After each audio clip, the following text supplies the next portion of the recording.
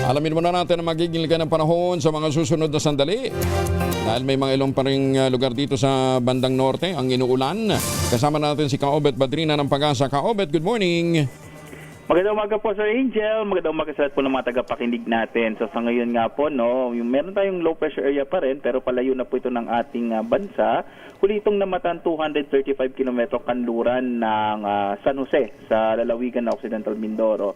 At hindi natin ito inaasahan na magiging bagyo pa sa ngayon, no, napakalitan ng posibilidad habang palayo ng bansa. Maaari din itong malusaw or lumabas ng Philippine Area of Responsibility bukas. Samantala, may mga dala pa itong kaulapan na maaaring magdala ng mas malaking tsansa ng mga pag-ulan sa malaking bahagi ng Luzon pa rin sa araw na ito, lalo na sa Ilocos Region, Cordillera, Central Luzon. Maging dito sa Metro Manila, maulap na kalangitan na may mahinag sa katamtamang pag-ulan din ang mararanasan. Gayun din po sa Calabarzon, Mimaropa at Western Visayas. Sa iba pang bahagi natin bansa, mga isolated o pulong-pulong pag-ulan, pagkilat, pagkulog naman ng maranasan sa hapon hanggang sa gabi. Maliban nga po dito sa minomonitor nating low pressure area, medyo maliit pa yung chance na magkaroon tayo ng bagyo in the next 2 to 3 days, no? Kasi wala, maliban sa LPA na ito, wala pa tayo iba pang minomonitor na low pressure area sa loob or labas man ng Philippine Area of Responsibility. Pero hindi malakas ang hangin, ha?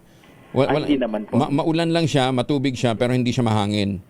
Yes po, sir. Tsaka po palayo naman din siya. So in-expect natin the coming days, mababawasan natin yung mga pag-ulan. Mas possible na mas makita natin yung araw po. Kasi sayang din yung mga maliliit pang bunga ng mangga at saka ng rambutan. Sa amin doon sa Mindanao, in-expect natin na pagka lumaki yun, by October, may maha-harvest tayo. Ano, ha? Yes. Yan. Kaobet, thank you, ha? Ay, teka mo, walang gale warning, ano? Wala rin po. Yun. Wala nakataas. Wala po tayong nakataas sa gale warning ngayon.